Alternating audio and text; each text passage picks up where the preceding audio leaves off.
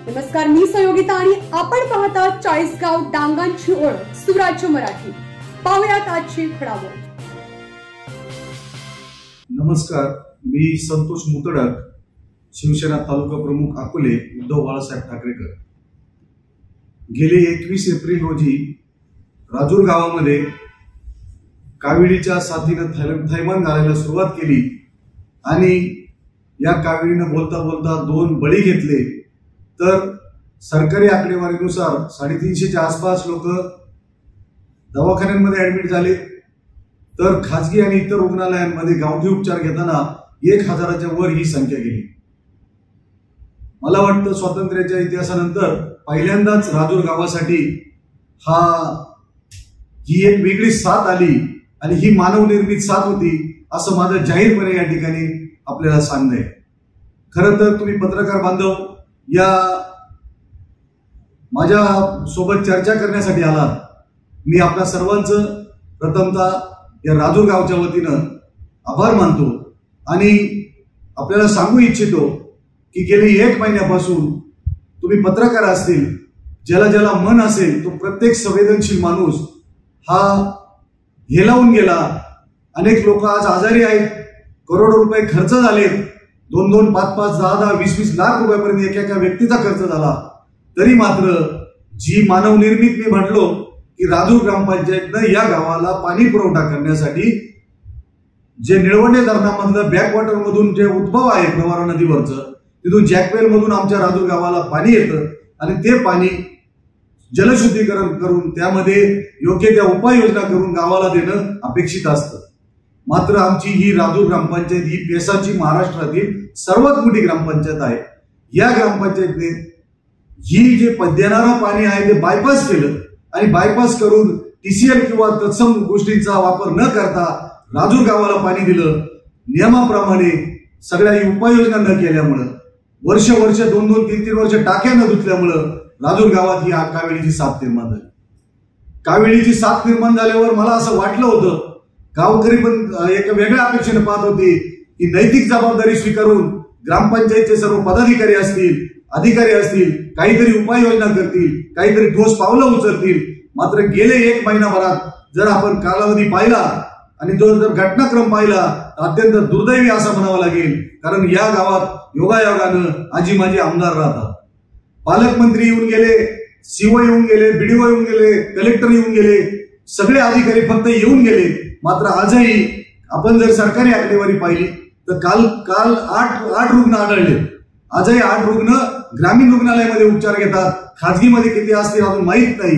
अशा पद्धतीने या काविळीनं गेले 30 दिवसांपासून थैमान घातलेला आहे.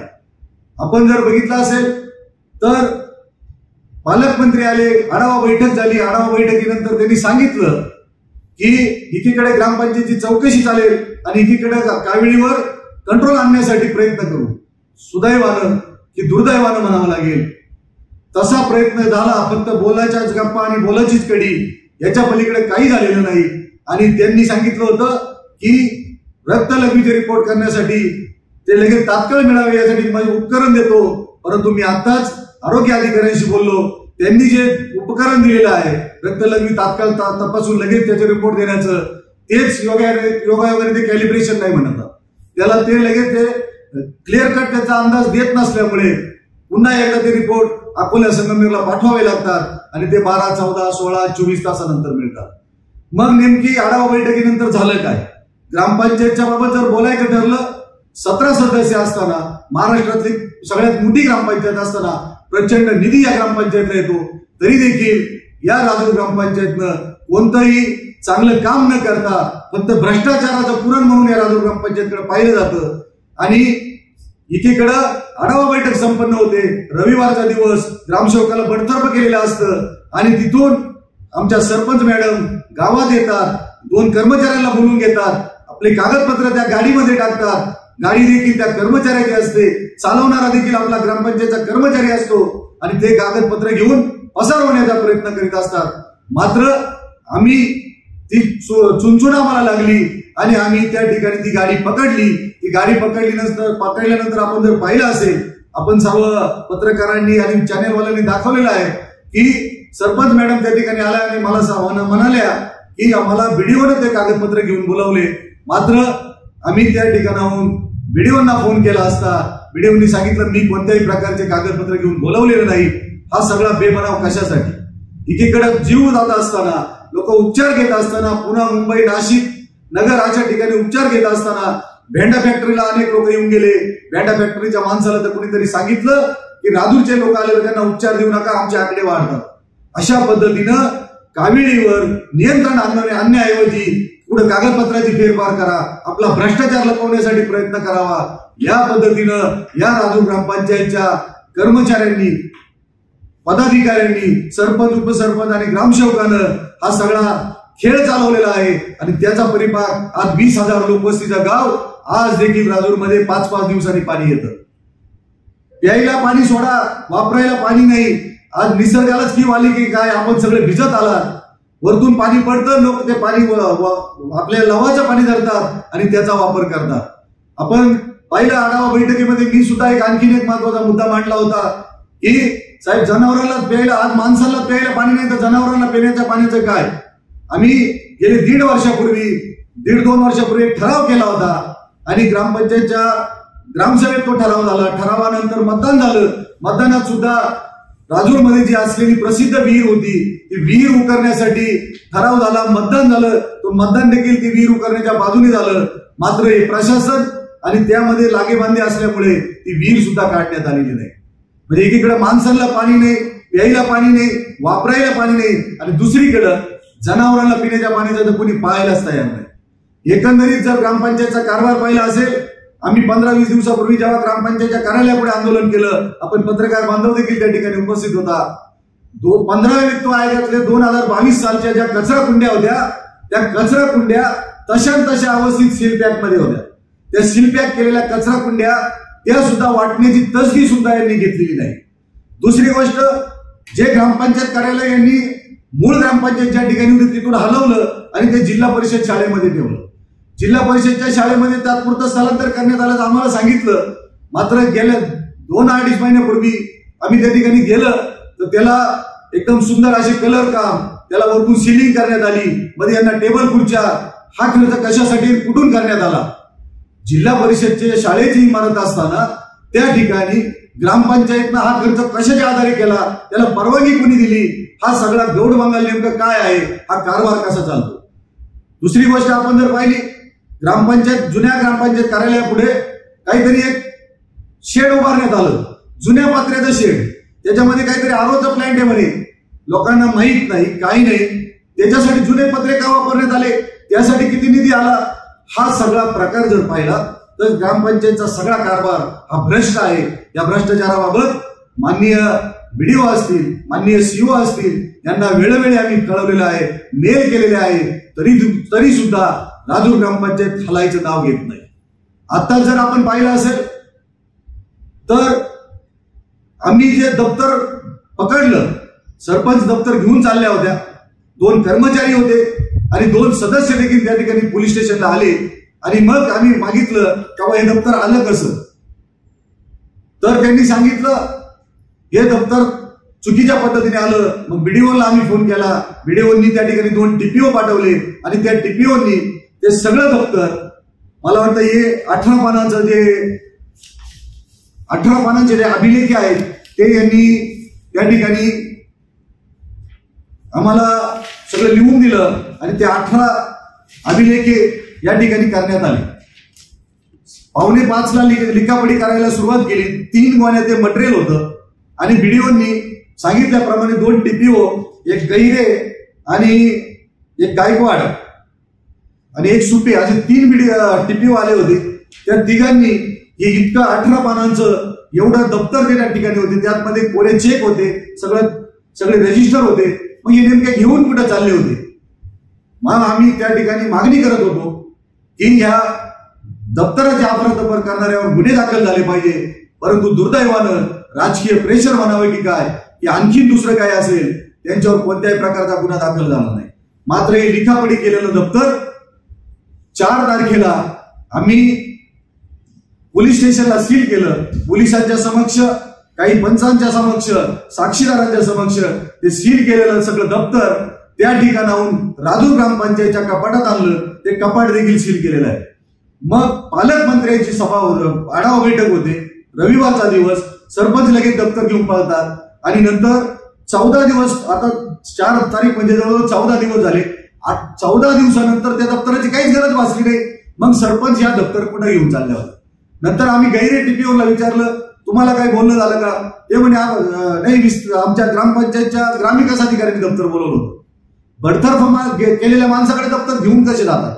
चेक कसे असतात? कोरे चेकचा जर आपण तो व्हिडिओ पाहिला असेल, कोरे चेक पडलेले, सगळं दप्तर पडलेलं आहे. आणि याच्यामध्ये स्पष्टपणे ते जे 2 सदस्य आहेत त्यांनी म्हणलेले आहे की ग्रामपंचायतच्या सरपंच यांच्या आदेशानं आम्ही ते दप्तर या ठिकाणी ग्रामपंचायतच्या कार्यालयातून अकोल्याला नेण्याचा प्रयत्न करीत होतो. याचा अर्थ सरपंच असतील, सगळे सदस्य असतील, ग्रामविकास अधिकारी असेल, तो एक बडतर्फ झाला. त्याचं सुद्धा शासनानं कशी लपवलपी केली बघा. त्याला सांगितलं की शमशेरपूर आणि देवटांच्या ग्रामपंचायतमध्ये गैरव्यवहार केला म्हणून बडतर्फ केला, म्हणजे राजूरच्या ग्रामपंचायतमध्ये काहीच नाही का? अत्यंत अनागोंदी कारभार करून प्रचंड पैसा, कोट्यावधी रुपये राजूर ग्रामपंचायतचे ह्या सरपंच, उपसरपंच, सदस्य आणि या सगळ्यांनी लाटलेले आहेत. त्याचे माझ्याकडे काही पुरावे आहेत की यांनी मला माहितीच्या अधिकारात 4 महिन्यापूर्वी एक लेखी पत्र दिलेले आहे. त्याच्यात म्हटलेलं आहे की चंदननगर वॉल कंपाऊंड, त्या चंदननगर वॉल कंपाऊंडला 2,34,000 रुपये काढण्यात आले. परंतु आजही आपण जर सगळ्यांनी जाऊन पाहिलं तर ते चंदननगर वॉल कंपाऊंड अस्तित्वात सुद्धा नाही. मग आपण म्हणतो इतका स्वच्छ कारभार, इतकं पारदर्शी कारभार, मग आमच्या ग्रामपंचायतच्या कारभाराचं काय? ग्रामपंचायत कार्यालय दुसऱ्या कार्यालयात जातं, जिल्हा परिषद शाळेत जातं, त्याला 3-4 लाख रुपये खर्च केले जातात. त्याच इमारतीवर आणखी एक महत्वाचा मुद्दा मी तुम्हाला सांगतो की त्याच इमारतीवर मागील 2 वर्षामध्ये 5 लाख रुपये खर्च करण्यात आलेले आहे. त्या इमारतीला जर जाऊन पाहिलं तर त्या खांबाला रंग सुद्धा दिलेला नाही. तिथं आता मुलींची शाळा सुद्धा भरत नाही. मग हे शासनाचे पैसे म्हणजे कुठले पैसे? तर तुमचे आमचे पैसे, ज्याच्या मार्फत आपण स्वच्छता कर भरतो, पाणी पट्टी कर भरतो, घरपट्टी कर भरतो. मग हे घराचे पैसे गोळा करून ग्रामपंचायती सुविधा देण्याऐवजी खरं तर राजूर गावाला स्वच्छ पाणी देऊ शकत नाही. याची नैतिक जबाबदारी स्वीकारून 1 महिनाभर तुम्ही वाट न पाहायला लावता. तुम्ही लगेचच राजीनामे द्यायला पाहिजे होते. खरंच जर तुमचा पारदर्शी कारभार असता तर ते द्यायला पाहिजे होते, किंवा आम्ही जे आरोप करीत आहोत याला उत्तर द्यायची तरी तुमच्या दारिष्ट असायला पाहिजे होते. दुर्दैवानं यातलं तुम्ही काहीच केलं नाही. संतोष भाऊ, आता तुम्ही हे सगळं विश्लेषण केलंय, पण सरपंच बाईंच्या मागे असा कोणता आका आहे, अशी कोणती ताकद आहे का इतका सगळा उपद्रव आहे राजूरमध्ये होत असताना, 2 मुलींचा मृत्यू झालेला असताना, किंवा कालही 8 रुग्ण सापडले तुम्ही म्हणताय, लाखो रुपये दवाखान्यात गेले, आता एक जणांचं बिल 22 लाख रुपये झाले समजते. याच्यामुळे अशी कोणती अदृश्य शक्ती आहे सरपंच बाईच्या मागे? निश्चितपणे सरपंच यांना जिल्हाधिकाऱ्यांनी अपात्र ठरवलं, नंतर आयुक्तांनी अपात्र ठरवलं, नंतर त्या पुन्हा पात्र कशा झाल्या हा संशोधनाचा मुद्दा. आणि तीच त्या सत्ताधारी पक्षाच्या असल्यामुळे त्यांचा आका कोण आहे हे मला वाटतं सांगण्याची सुद्धा गरज नाही. याच्यावरती आता त्या दिवशी मी तुम्ही आता नामोल्लेख केला, ज्या आमदार साहेबांच्या घरासमोर ज्या मुलगी राहती त्यांचा मृत्यू झाला, प्रियंका, तिच्या आईने मला व्हिडिओ दाखवला. व्हिडिओ ते मला डायरेक्ट म्हणे की माझ्याकडे व्हिडिओ, त्यात आमदार साहेब इथेच सोफ्यावर बसून अशी म्हणताय की ग्रामपंचायतचा कारभार अतिशय भोंगळ आणि खराब आहे. ही टीका एका बाजूला आमदार करताय, दुसऱ्या बाजूला सरपंचाचा राजीनामा देत, म्हणजे की राजूरमध्ये चाललंय काय? निश्चितपणे ते कुटुंब आमदारांच्या अगदी समोर राहतं. आमदार त्या ठिकाणी गेले असतील, आमदारांनी तो संवेदनशीलपणा दाखवावा आणि कोणतंही कारण न देता तात्काळ यांचे राजीनामे घ्यावे आणि तात्काळ ग्रामपंचायतीची चौकशी लावून ज्या अपेक्षेने ग्रामपंचायतमध्ये तुमचे सदस्य लोकांनी निवडून दिले होते त्याला त्यांनी उतराई व्हावं. दुसरी गोष्ट, जे हरिभाऊ शेटे आहेत त्यांनी मला आज सकाळी 11 वाजता संपर्क केला, काल देखील संपर्क केला आणि त्यांनी सांगितलं की मी सदोष मनुष्यवधाचा गुन्हा दाखल करणार आहे. कदाचित आपण त्यांना आता फोन करूयात, ते जर आले तर ते सुद्धा त्यांच्यावर मनुष्यवधाचा गुन्हा दाखल करण्यासाठी जाणार आहे. याच्यामध्ये आता मागे इतके रुग्ण सापडले, ह्या सगळ्या गोष्टी राजूरमध्ये घडल्या, त्या सगळ्या झाल्यानंतर आता पुन्हा रुग्ण सापडताय, म्हणजे या मधल्या काळामध्ये कुठली काळजी घेतली गेली नाही का राजूरमध्ये पाण्यासंदर्भात? विशेष अशी कोणतीही काळजी नाही. आजही 5 दिवसाने पाणी येतं. त्या पाण्याचा रिपोर्ट जर आपण बघितला, आम्ही मागच्या 10-12 दिवसापूर्वी जेव्हा पाण्याच्या टाकीवर गेलो तर त्या ठिकाणी एक नवीन कर्मचारी 5-6 दिवसापूर्वी रुजू झाला होता. त्याच्याकडे जो पीएससी मार्फत नेमलेला जलदूत आहे तो येऊन तो नमुने घेऊन जाणं त्याने अपेक्षित होतं. त्यांनी त्याच्याकडे बॉटल दिली आणि एक बॉटल मेडिक्लोरचे त्याला थेंब दिले, म्हणजे या बॉटलमध्ये थोडं पाणी घ्यायचं आणि ते मला पाठवून द्यायचं. ते विशेष असं काही नाही, फक्त दोघांना बडतर्फी दाखवण्या, एकाला बडतर्फ केलं, एकाला सस्पेंड केलं, परंतु ठोस कोणतीही कारवाई नाही. आजही गावात पिण्याच्या पाण्याची प्रचंड वानवा आहे. वापरण्याचं पाणी मला वाटतं निसर्गाला लाज वाटावी, निसर्गानं ते पाणी दिलेलं आहे. पाऊस पडतो तेच पाणी गोळा करून लोक पाणी भरतायत. आता दप्तर जे सापडलं, जी दप्तरामध्ये मोठ्या प्रमाणात साहजिक अनियमितता आहे, परंतु आजही ना तालुक्याचे आमदार ना तुमच्या गावचे सरपंच मॅडम यांनी आजही गावाला किंवा तालुक्याला हे उत्तर दिलेलंच नाही का ते दप्तर चाललं कुठे होतं. ते फक्त सील झाले, जमा झाले, परंतु त्या कुठे घेऊन चालल्या त्या का तुमच्याच फोनवर असा रेकॉर्ड आमच्याकडे आहे तुम्ही पाठवलेला की त्यात तुम्ही बीडीओसोबत बोलताय, मान्यांसोबत, आणि ते म्हणताय की मी दप्तर मागितलेलं नव्हतं. यात त्यांचं उत्तर का मिळत नाही? त्यांचं उत्तर स्पष्ट आहे, त्या लवाडी करत आहे. त्यांनी सांगितलं की मी बीडीओने मला दप्तर घेऊन बोलवलं. तुम्हाला दाखवलेलं आहे व्हिडिओमध्ये. व्हिडिओशी मी बोलताना बीडीओने सांगितलं मी कोणत्याही प्रकारचं दप्तर घेऊन बोलवलेलं नाही. आणि नंतर त्या सांगताय की नाही मला बोलवलंच होतं. ही सगळी फक्त त्यांना त्या दप्तरात फेरफार करून आम्ही जे यांचे भ्रष्टाचाराचे आरोप केलेले आहेत ते दडपण्यासाठी त्यांना चाललेला किविलवाणा तो प्रयत्न आहे. त्यांना राजूर गावाशी किंवा त्या रुग्णांशी घेणं देणं नाही. जे 2 रुग्ण मयत झाले मला वाटतं त्यांच्याकडे सुद्धा त्या गेलेला नाही. त्याच्यावरून त्यांची संवेदनशील समस्या आहे. आणि त्या कुटुंबात आता एक गंभीर आरोप आहे की आमच्या मुलीची देखील त्यामुळे बदनामी केली. कारण ती मुलगी मयत झालेली असताना अजून एक व्हिडिओ आहे की सरपंच बाईंचे पती सांगतात की नाही म्हणे त्यांची हिस्ट्री तपासा त्या कशाने मयत झाल्या. अरे मेलेल्या माणसावरच्या टाळूवरचं लोणी खाणारी तुम्ही माणसं, तुम्ही किती खोटं बोलू शकता? तुम्ही सगळ्याची परिसीमा गाठली. मला वाटतं आमदार त्याबाबत संवेदनशीलता दाखवून तातडीने निर्णय घेतील ही अपेक्षा मला उद्यापर्यंत आहे. उद्या संध्याकाळपर्यंत आमदारांनी घ्यावं अशी मी त्यांना विनंती करतो. वाटल्यास त्यांची इच्छा असेल तर मी त्यांच्या समोर जाऊन त्यांना हे सगळं सांगू शकतो, बोलू शकतो आणि यांच्या भ्रष्टाचाराचे पुरावे देऊ शकतो. नाही, आता इतक्या लोकांचे लाखो रुपये गेले. या दोन्ही परिवार ज्या मुली गेल्या त्यांच्यापर्यंत आम्ही स्वतः गेलो तर त्यांना 1 रुपयाची मदत या लोकप्रतिनिधींनी, आजी माझी आमदार असतील किंवा कुणी सरपंच असतील, यांनी कुणी केलेली नाही. राजूर गावात एक रोष व्यक्त होत नाहीये का या विषयावर? का कुठलीच मदत का केली जात नाही? अगदी बरोबर आहे. अनेक लोक आपला रोजगार बुडवून आपल्या मुलाबाळांना वाचवण्यासाठी एक सावंत नावाच्या महिला भेटल्या. त्यांनी सांगितलं मी माझ्या गळ्यातले दागिने विकले, 1 लाखाच्या पुढे खर्च झाला. एक सारंगची बायको बोराडे त्या अंगणवाडी सेविका आहे, त्यांनी सांगितलं 45,000 रुपये माझ्या नवऱ्याने कर्ज घेतलं, लोकांकडनं पैसे घेतले आणि ते पैसे खर्च करून आम्ही आमच्या मुलांना वाचवण्याचा प्रयत्न केला. शरद येलमामे नावाचा मुलगा जो गॅस टाक्या वाटपाचं काम करतो त्यांनी 2.25 लाख रुपये खर्च झाला. त्याच्या डोक्यावर परिणाम व्हायची वेळ आली.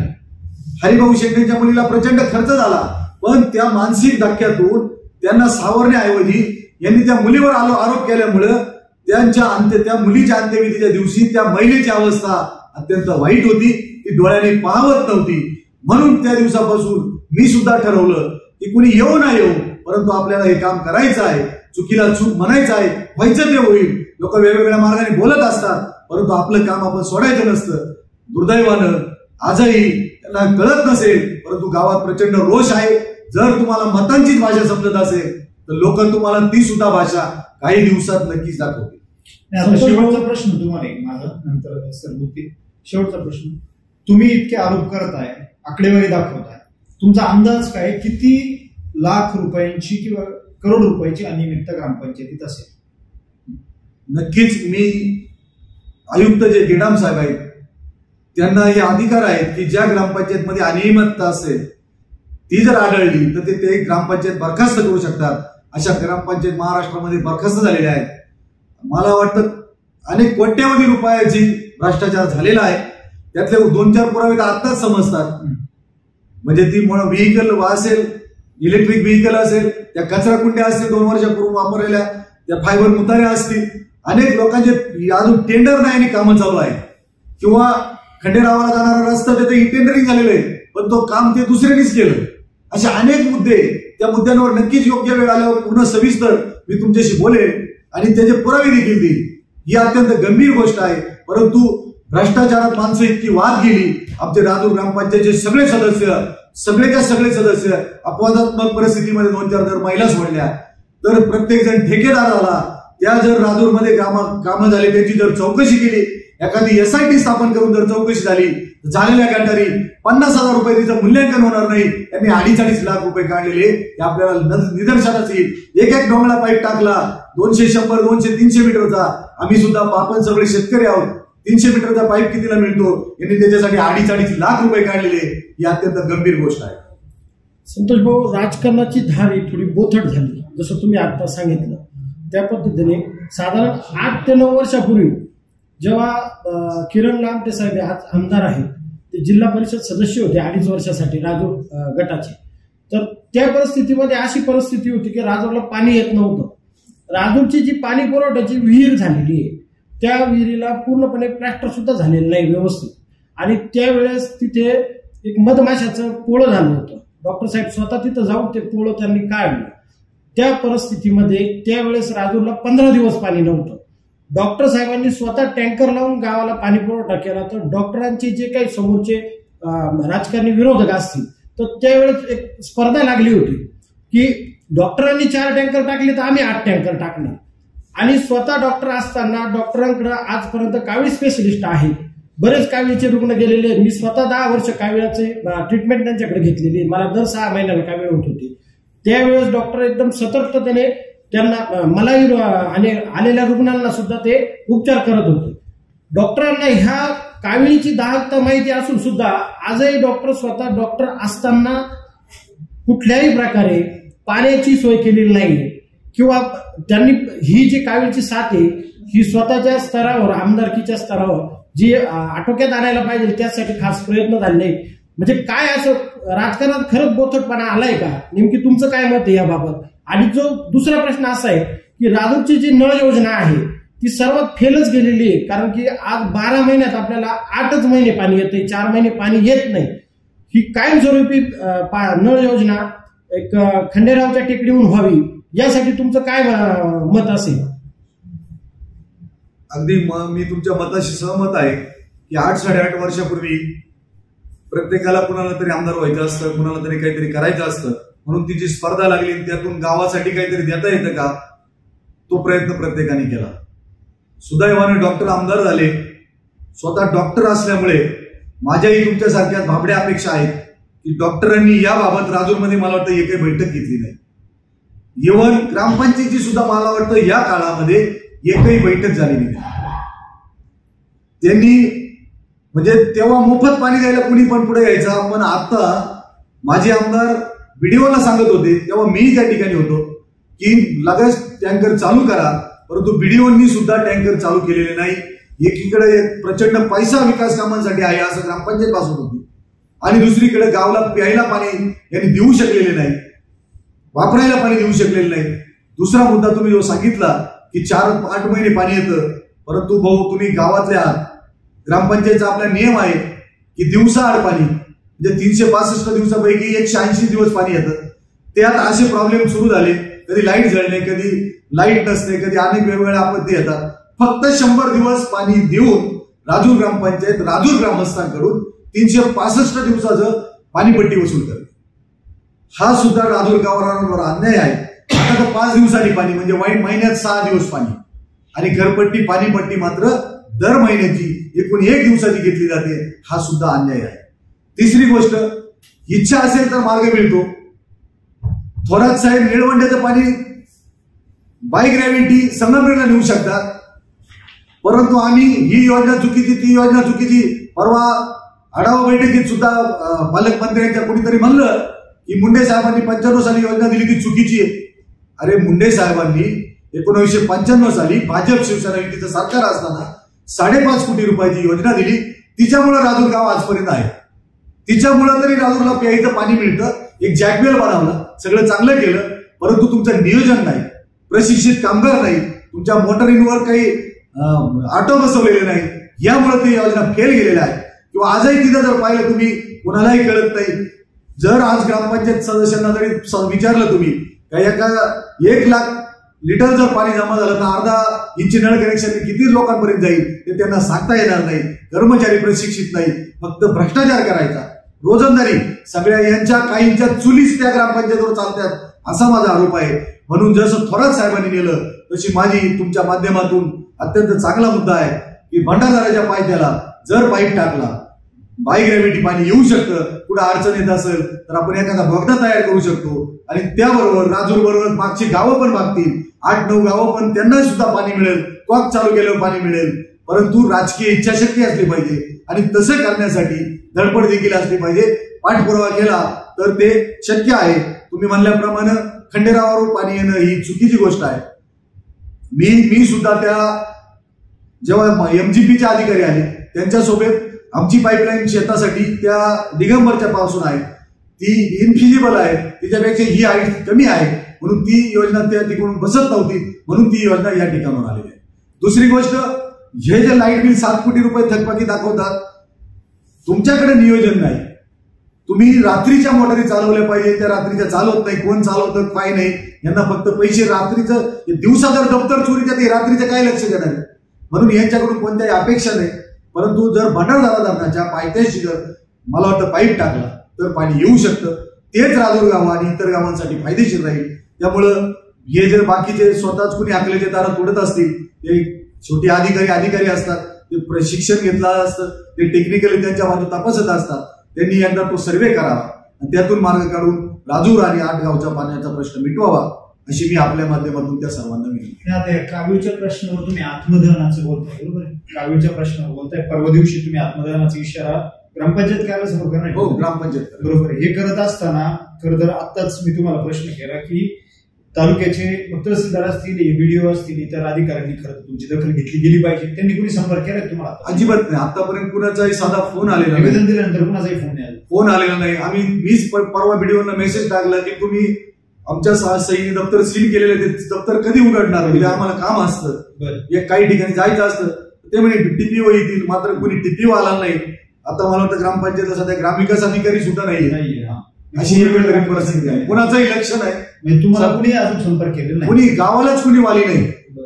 पोलीस प्रशासनातलं कुणी आलं तुमच्यापर्यंत? कुणीच आलेलं नाही. कुणीच आलेलं नाही.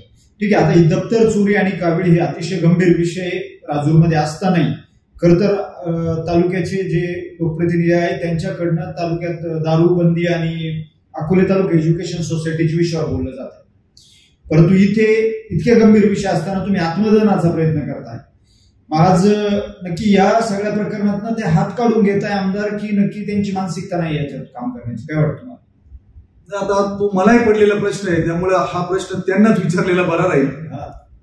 नक्कीच. आता तुम्ही या निर्णयावर ठाम आहे का? आत्मदहनाचा विषय जो परवा? निश्चितपणे मी माझ्या निर्णयावर ठाम आहे. कारण इतकं 20,000 लोकवस्तीचं गाव आणि सगळ्या खेड्यातले 40 गाव डांगाण्यातले लोक आमच्या राजूरमध्ये येत असतात. राजूरचे लोक त्यांचा व्यवसाय त्याच्यावर चालतो. प्रकल्प कार्यालय, कोर्ट आहे, सगळ्यांचा गावगाव केलेलं कोर्ट आहे. परंतु त्या ठिकाणी येणाऱ्या लोकांची काहीच काळजी नाही. परवा अशी परिस्थिती झाली होती, कट्याची यात्रा भरली. त्या ठिकाणी राजूरचे आमचे काही लोक पाण्याच्या बॉटल विकायला गेले, ते राजूरच्या लोकांकडून पाणी बॉटल सुद्धा घेत नव्हते. मी एका लग्नाला गेलो, त्या ठिकाणी तुम्ही राजूरच्या एका म्हणाले तुम्ही पॉझिटिव्ह आहेत का? मी म्हणलं पॉझिटिव्ह म्हणजे काय? म्हणे कोविडचा रिपोर्ट तुमचा पॉझिटिव्ह आहे का? इतकी वाईट आणि बदनामी राजूर गावची झालेली आहे. म्हणून याचा कुणीतरी विचार करणार आहे की नाही? बाकीच्या ठिकाणी काय चाललं मला माहित नाही. परंतु राजूर गावाबाबत मला वाटतं माझे आमदार असतील, आजी आमदार असतील, तुमच्या माझ्यासारखे काम करणारे अनेक कार्यकर्ते असतील, यांनी एकत्र येऊन त्या ठिकाणी आपलं मत मांडलं पाहिजे आणि राजूरकरांना न्याय देण्यासाठी आपण समोर आलं पाहिजे. कारण आज लोकांना असं वाटतं की आजी आमदार इथं आहे, माझी आमदार इथं आहे, मग बाकीचे लोक का काही काम करीत नाही. परंतु त्या याच्यामध्ये लोकांना असं वाटलं की माझी आमदार करतील, आजी आमदार करील. मात्र गेल्या महिनाभरापासून या ग्रामपंचायतला ग्रामविकास अधिकारी कायमस्वरूपी नाही, BDO येत नाही, TPO 2 दिवस आले ते पण येत नाही, दप्तर चोरी केलेलं दप्तर आम्ही सील केलेले ते काढायला सुद्धा कोणी आलेलं नाही, पोलीस प्रशासन कोणी आलेलं नाही आमच्याकडे. अशा पद्धतीने हे गाव वाऱ्यावर सोडले काय? आम्ही खरंच महाराष्ट्रात आणि भारतात राहतो की काय? मला देखील तुमच्या माध्यमातून मला मांडायचं आहे की प्रश्न पडलाय की आमच्या आदिवासी बांधवांना, या ठिकाणी येणाऱ्या गोरगरीब लोकांना तुम्ही न्याय देणार आहे की नाही? त्यांच्या पाण्याची व्यवस्था काय? आज लोक हॉटेलमध्ये जात नाही, आमच्या हॉटेल व्यावसायिकांचे धंदे बुडाले. आमच्या उरसामुळे अनेक गोरगरीब लोकांनी काहीतरी आणलं असतं, चाटून पाटून विकलं असतं, 2 पैसे मिळाले असते, त्या बांधवांना सुद्धा काही मिळालं नाही. या सगळ्याला कारणीभूत फक्त ग्रामपंचायत, तिचे सरपंच उपसरपंच सगळे सदस्य आहेत, त्यांच्यावर तातडीनं त्यांनी राजीनामे नाही दिले तर माझी गेडाम साहेबांना आपल्या माध्यमातून विनंती आहे, हा व्हिडिओ आपण त्यांना पाठवू, तातडीने राजूर ग्रामपंचायत बरखास्त करा आणि इथं प्रशासक नेमून तिचा भ्रष्ट कारभार जनतेच्या पुढे मांडावा आणि राजूरकरांची याच्यातून सुटका करावी. तुमच्या राजूर गावात एकेकाळी दवाखाना चालवणारे, तुम्हालाच उपचार देणारे डॉक्टर, की त्यांच्याच गावामध्ये आज पूर्णपणे सगळे लोक बाधित आहे, तालुक्याची आरोग्य व्यवस्था बिकट झाली. तालुक्याचा आमदार डॉक्टर असताना ही आजची तालुक्याची परिस्थिती ही तुमच्या राजूरकरांसाठी लाजिरवाणी बाब नाहीये का? निश्चितपणे ही महाराष्ट्रभर हा मुद्दा गाजला गेला. आजही मुंबईहून पुण्यातून अनेक जेव्हा लोक येतात, तुमच्या गावात काही वेळे मुलं पाठवू की नाही, आता सुट्ट्या लागल्या, मुलं मामाकडे येत असतात, ते लोक सांगतात मुलं पाठवू की नाही. आमदारांच्या दृष्टीनं पण लाजिरवाणी गोष्ट आहे. दुसरी गोष्ट, पिचड साहेबांचं राजूर म्हणून ओळखलं जायचं, परंतु या राजूरमध्ये आज ही भयावह परिस्थिती आहे. काल परवा 8 पेशंट पुन्हा दाखल झाले, त्यांची पण परिस्थिती अवघड आहे. अनेक लोक आज पुण्यात ती जी शिंगाडी नावाची मुलगी आहे, तिला सुद्धा 25 लाखाच्या आसपास खर्च गेलेला आहे. ते सुद्धा माणसं प्रचंड भयभीत झालेले आहे, ते कुटुंब डिस्टर्ब झालेलं आहे. तुम्हाला आणखी एक किस्सा सांगेल की ग्रामसभेमध्ये आमचा एक ठराव झाला की कोणतंही काम ही टेंडर केल्याशिवाय करण्यात येऊ नये, परंतु आमच्या राजूर ग्रामपंचायतनं ग्रामसभेच्या ठरावांना देखील हरताळ बसला आणि ही टेंडरिंग करायच्या ऐवजी B1 कामं केले आणि ते B1 कामांमधून आपले सदस्य पोहोचण्यासाठी, सदस्य जपण्यासाठी त्यांनी पैसे काढले आणि त्या पुरं केलं, त्या सदस्यांचं पुरं केलं. हे मी जाहीरपणे सांगतो, पुराव्यानिशी सांगेल. 10 कोटी रुपयाची जलजीवन योजनेची कामं चालू आहेत. जलजीवन योजनेमार्फत 400 किलोमीटरच्या काहीतरी गावांतर्गत पाईपलाईन आहे. तरी सुद्धा या आमच्या ग्रामपंचायतनं नवाळी वस्ती पाईपलाईनसाठी, गावांतर्गत पाईपलाईन म्हणलं त्याला 2,49,000 रुपये आणि ब्राह्मणदारा पाईपलाईनसाठी 1,99,798 रुपये, अशा पद्धतीने 4.5 लाख रुपये का काढण्यात आले याचं सुद्धा उत्तर संबंधित अधिकाऱ्यांनी, सरपंच आणि सदस्यांनी दिलं पाहिजे. हे तुम्ही देत नाही, तुम्हाला कोण लोकांशी घेणं नाही. आज 400 रुग्ण जरी त्यांनी दाखवले, एका रुग्णाला किमान 50,000, 10,000, 20,000 जरी धरले तरी 400 रुग्णांचे मला वाटतं 10 कोटीच्या पुढे पैसे गेलेले आहेत. अनेक लोक आज आजारी आहेत. आमच्या 2 तरुण मुलींनी, प्रियांका शेडे नावाची, जिची आई स्वतः खरं तर एक परिचारिका आहे, एक नर्स आहे, ती असताना आमच्या सरपंचांचे पती सांगतात की नाही त्यांची हिस्ट्री तपासली पाहिजे. आमची शेख मॅडम जी आहे, शेख ताई जेव्हा त्या 13 वर्षाची ती ताई दुपारी 2 वाजता बोलत होती आणि रात्री 9 वाजता तिचा अंत पावली. अशा पद्धतीनं जर तुम्ही काम करीत असाल, अरे तुमच्या मनाला वेदना होतात की नाही, तुम्हाला लोकांची जाणीव आहे की नाही, असे अनेक मुद्दे जे ग्रामपंचायतचे सांगता येतील. ग्रामपंचायतच्या माध्यमातून कशा चोऱ्या झाल्या हे गाव पाहतोय, परंतु तरी सुद्धा सरपंच, उपसरपंच आणि सदस्य, उपसरपंचांनी राजीनामा दिल्याचं कळालं, परंतु स्वीकारला का नाही अजून तेही कळालं नाही. परंतु बाकीच्यांनी अजून राजीनामा का दिला नाही हा मला पडलेला प्रश्न आहे, गावाला पडलेला प्रश्न आहे. जेव्हा गावात याबाबत सगळ्यांशी चर्चा करतो, लोक समोर यायला घाबरत असतात, मात्र लोक सांगतात की आम्ही तुमच्या सोबत आहोत. गाव प्रचंड नाराज आहे आणि तुम्हाला या सगळ्याचा हिशोब व्याजाचं येत्या निवडणुकांमध्ये तुम्हाला द्यावा लागेल, कारण तुम्हाला निवडणुकांचीच भाषा कळते. खरं तर ही आता सध्याची परिस्थिती राजकीय नाही, काही राजकीय लाभ उठवण्याची नाही, परंतु सामाजिक काम करीत असताना, आपण या गावशी काहीतरी बांधिलकी जपत असताना या गावात चाललेला कारभार किती भंगार कारभार आहे, किती भोंगळा आहे आणि सामान्य माणसांवर कशी लूट चालू आहे हे आपण या ठिकाणी जर पाहिलं तर कुणालाही उद्वेग होईल. आणि त्याचा परिणाम म्हणून मी 9 तारखेला माननीय आयुक्त गेडाम साहेब, मुख्यमंत्री, उपमुख्यमंत्री, गटविकास अधिकारी, पोलीस स्टेशन, कलेक्टर या सर्वांना निवेदन दिलं आणि आत्मदहनाची नोटीस दिलेली आहे. मला ही आत्मदहनाची नोटीस देण्यामागे हौस नाही, परंतु 2 जीव गेले तरी तुमच्या संवेदना जाग्या होत नाही. अजून किती जीव जायची तुम्ही वाट पाहणार आहात हा मला पडलेला प्रश्न आहे. म्हणून आता माझ्या आत्मदानाने तरी निदान हा प्रश्न मार्गी लागेल अशी अपेक्षा व्यक्त करून मी माझे जे 10-5 मुद्दे आहेत त्या मुद्दे तुम्हाला या ठिकाणी दिलेले आहेत. त्यात आणखीन एक महत्वाचा मुद्दा आहे. आता पुढे पावसाळा आहे, कचरा कुंडीसाठी राजूर गावात आणि अकोल्यात पंचायत समिती मार्फत 8-9 लाख रुपयाच्या इलेक्ट्रिक बाईक वाटण्यात आल्या, इलेक्ट्रिक व्हेकल वाटण्यात आल्या. त्या 4 चाकी इलेक्ट्रिक व्हेकल आमच्या राजूर गावात एकदा सुद्धा त्या इलेक्ट्रिक व्हेकल मध्ये कचरा टाकलेला नाही. मग त्या इलेक्ट्रिक व्हेकलचा पैसा गेला कुठे? त्या इलेक्ट्रिक व्हेकल आमच्या राजूर गावची तर कुठं आहे?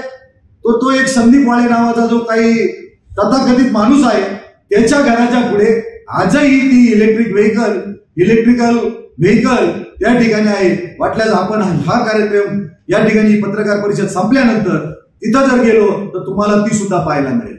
म्हणजे शासनाने दिलेले 8-8, 9-9 लाख रुपयाचे व्हेकल असतील, कचरा कुंड्या असतील, या गोष्टी तुम्ही गावात न देता त्या फक्त कुणाच्या तरी खाजगी कामासाठी दिल्या की काय असा माझा तुम्हाला तुमच्यावर आरोप आहे. आणि तुम्ही गावाला कुठपर्यंत मिटीस धरणार आहे याचं तुम्हाला उत्तर द्यावं लागेल. राजूर गावासाठी 19,81,000 रुपयाच्या फायबर मुताऱ्या आणि संडास आणलेत. एकही मुतारी त्यातली चालू नाही. त्या मुतारीत किंवा त्या टॉयलेट बाथरूम मध्ये पाण्याची सुविधा नाही. मग तुम्ही हे 19,81,000 रुपये खर्च कशासाठी केले? एखादी योजना जर ती सामान्य लोकांच्या फायद्याची नसेल तर तुम्हाला ती योजना राबवण्याचा अधिकार नाही. तुम्हाला सरळ करप्शन करायचं होतं. ग्रामपंचायतनं खरेदी केलेलं सगळं साहित्य जर आपण पाहिलं त्या साहित्याचा तपास सुद्धा लागत नाही. आणि म्हणून हे सगळं दडवण्यासाठी की काय, हे सगळं लपवण्यासाठी की काय, ह्या लोकांनी हे दप्तरच चोरायचं, पुन्हा नवीन दप्तर बनवायचं. आम्ही खरं तर त्या दिवशी पाण्याच्या टाकीवर भेट दिली. पाण्याच्या टाकीवर भेट दिल्यानंतर जे जलशुद्धीकरणासाठी जे DCL वापरलं पाहिजे ते ग्रासिंग कंपनीचं वापरलं पाहिजे, ते अधिकृत असतं. परंतु आमची राजूर ग्रामपंचायत ज्याला कोणताही दर्जा नसेल, ज्याला काही दर्जा नव्हता, अशा प्रकारचं DCL आता आणलं असेल त्यांनी. एकाच दिवशी तुम्ही जर आजही पाहिले ते रजिस्टर तर 4-4 महिने ते रजिस्टर एकाच दिवशी भरले, ते एकाच पेनात एकाच सहीने केलेले दिसून येतात. एकंदरीत काय तर यांचं काळं बेरं लपवण्यासाठी या सगळे प्रकार करून ते दडपायचं आहे. 1 महिनाभरापासून खरं तर अकोले तालुक्यात आणि राजूर गावात वेगवेगळ्या दोन चर्चा चालू आहे. अकोले तालुका एज्युकेशनची चर्चा चालू आहे, दारूबंदीची चर्चा चालू आहे. संदीप दराडे असतील, मी असेल, हिरम कुलकर्णी सर असतील, आम्ही सातत्यानं गेल्या अनेक वर्षापासून दारूवर काम करतो. परंतु या राजूर गावाचं लक्ष वळवण्यासाठी काय अकोल्याला मुद्दामून बैठका आयोजित केल्या जातात असं माझं या ठिकाणी आरोप आहे. आणि म्हणून जरा अकोल्याच्या बैठका आपण 4-8 दिवस लेट केला तरी चालतील, परंतु राजूरच्या कावेळीबाबत 2 दिवसात 3 दिवसात तुम्ही बैठक घ्यावी आणि चुकी असेल त्या चोरांना शिक्षा झाली पाहिजे. आमचं चुकत असेल तर आम्हाला सांगा, आम्ही चुकीचं बोलत असेल आमच्यावर गुन्हे दाखल करा, परंतु राजूरकरांना विटीस धरू नका. सर्वसामान्य गोरगरीब लोक आहेत, लोकांकडे रोजगार नाही. आज जी माणसं रोजगारासाठी धडपड करीत असतात, हमाली करीत असतात, त्यांची 2-2 मुलं 6-6 दिवसापासून आजारी होती. ती माणसं घरात त्यांचे अन्न नाही. आम्हाला विचारतात, भाऊ काही मदतीचा हात मिळेल का? प्रत्येक जण आला, सांगितलं मदत देऊ. कोणत्याही प्रकारची मदत माझ्या मते आतापर्यंत त्या लोकांना मिळालेली नाही. आणि म्हणून आम्ही पुढचं धोरण ठेवलेलं आहे की ज्या 400 लोकांना आतापर्यंत खासगी रुग्णालयांमध्ये उपचार घेतले त्यांनी झालेला खर्च, त्यांची नावं, त्यांचा मोबाईल नंबर, आधार कार्ड हे सगळा बायोडाटा करण्यासाठी आम्ही एक अर्ज तयार केलेला आहे. तो अर्ज देऊन या लोकांकडून तो सगळा बायोडाटा तयार करू आणि माननीय मुख्यमंत्र्यांना सांगू की कावेळी ही साथ आहे, ही साथ पसरवण्याला ही ग्रामपंचायत कारणीभूत आहे. ग्रामपंचायत काही देणार नाही कारण त्यांना फक्त घ्यायची सवय लागलेली आहे.